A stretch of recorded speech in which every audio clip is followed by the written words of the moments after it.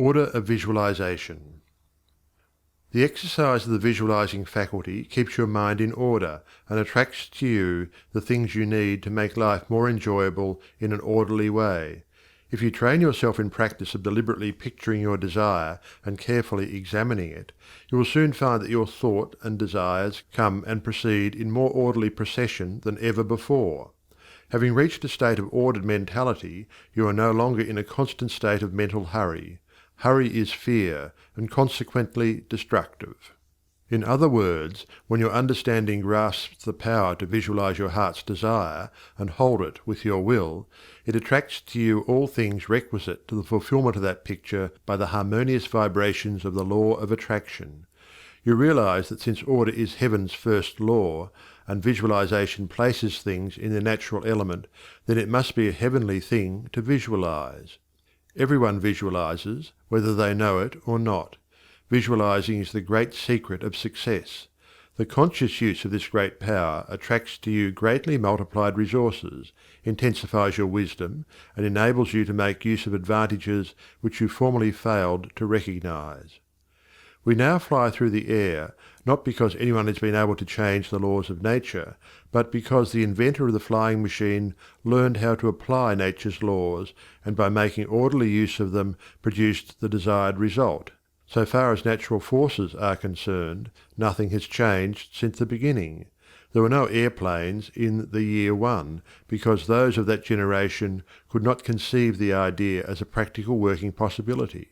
It has not yet been done, was the argument, and it cannot be done, yet the laws and materials for practical flying machines existed then as now. Troward tells us that the great lesson he learned from the airplane and wireless telegraphy is the triumph of principle over precedent, and the working of an idea to its logical conclusion in spite of accumulated testimony of all past experience. With such an example before you, can you not realize that still greater secrets may be disclosed? Also, that you hold the key within yourself with which to unlock the secret chamber that contains your heart's desire?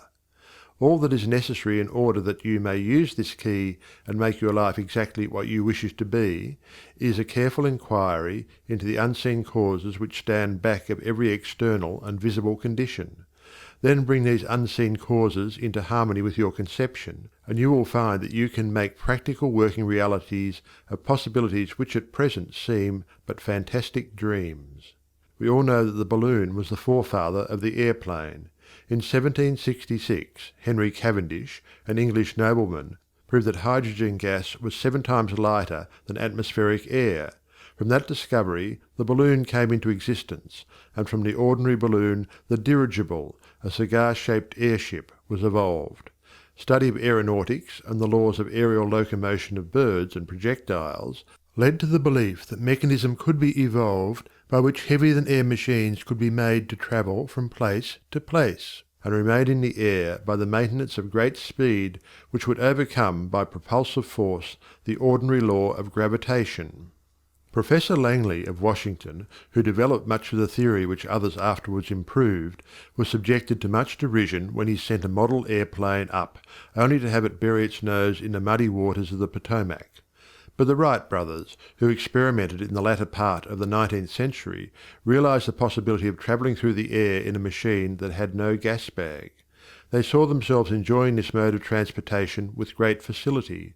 It is said that one of the brothers would tell the other, when their varied experiments did not turn out as they expected, "It's all right, brother, I can see myself riding in that machine, and it travels easily and steadily."